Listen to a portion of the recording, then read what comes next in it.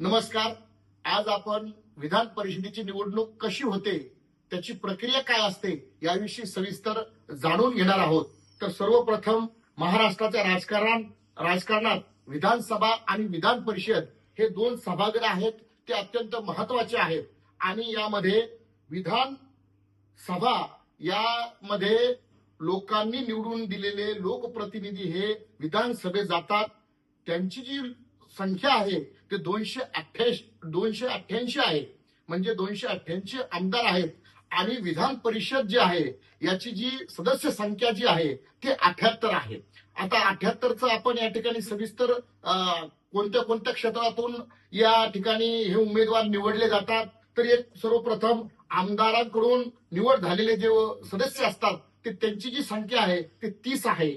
त्यानंतर स्थानिक स्वराज्य संस्था निवडणुकीतून 22 सदस्य निवडले जातात.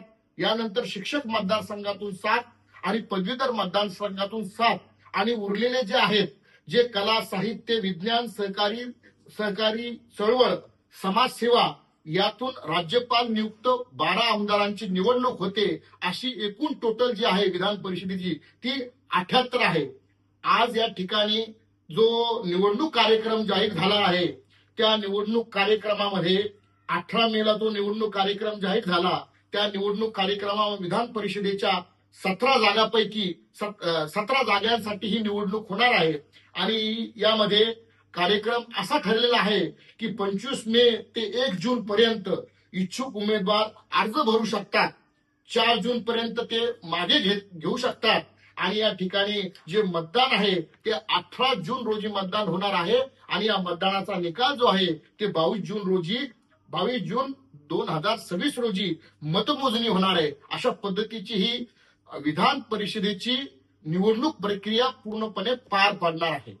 आपण जर खऱ्या अर्थानं या ठिकाणी 17 जागांपैकी छत्रपती संभाजीनगर, औरंगाबाद, जालना या मतदारसंघाचा विचार केला तर अनेक इच्छुकांची नावं या ठिकाणी समोर येत आहेत. एकूण जे मतदान आहे या स्थानिक स्वराज्य संस्थेमधले तर ते 589 ते 606 असं एकूण मतदार या ठिकाणी मतदान करणार आहेत.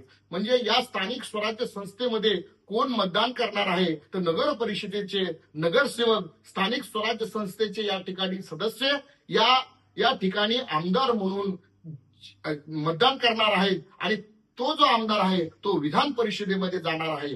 या दोन्ही सभागृहापैकी मला तुम्हाला प्रामुख्यानं सांगायचंय विधानसभा हे महाराष्ट्राच्या राजकारणात कनिष्ठ सभागृह म्हणून याच्याकडे पाहिलं जातं आणि विधान परिषद हे वरिष्ठ सभागृह म्हणून पाहिलं जातं.